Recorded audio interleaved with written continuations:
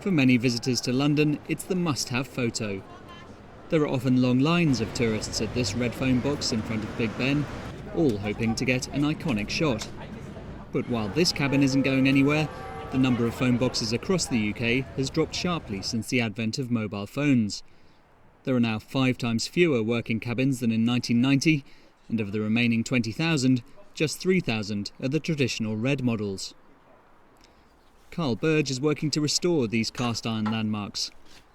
He receives phone boxes from across the country, like this model, which is being prepared for display in the former home of the phone box's creator, the architect Sir Giles Gilbert Scott. This particular telephone box is called a K2, which means kiosk number 2, so it was the predecessor of all the red telephone boxes we see up and down the country now. Very, very rare, very, very hard to get hold of, very, very heavy, but very, very large, so it's a bit of a pleasure to work on this one. It takes about 6 weeks to restore each phone box.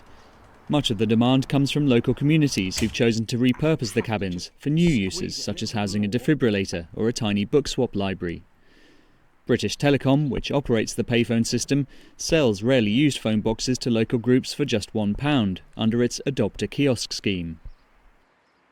The days of working telephones in telephone boxes is sadly gone because mobile phones, cell phones are the way forward, unfortunately. But if they can be repurposed and kept to their original design with their original colours and equipment in there to save lives, if we could turn them into libraries, you know, happy days. They'll be around for a long time.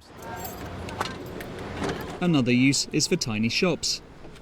Daniel Benedettini has turned these 2 kiosks into a miniature cafe, selling tiramisu on London's Russell Square. While the lack of space can be a challenge, the unusual setting is a draw for customers. People stop all the time, they take pictures, you have influencers coming without ask them, just come and make content. In terms of business, it's really good on that, on exposure for the brand. The bad thing, they have to stand outside all day. There are currently around 1,000 red phone boxes available for adoption across the UK, but the oldest cabin still housing a working telephone is a K1 model on the Isle of Wight, dating to the 1920s. A unique call to our mobile age from a more stationary time.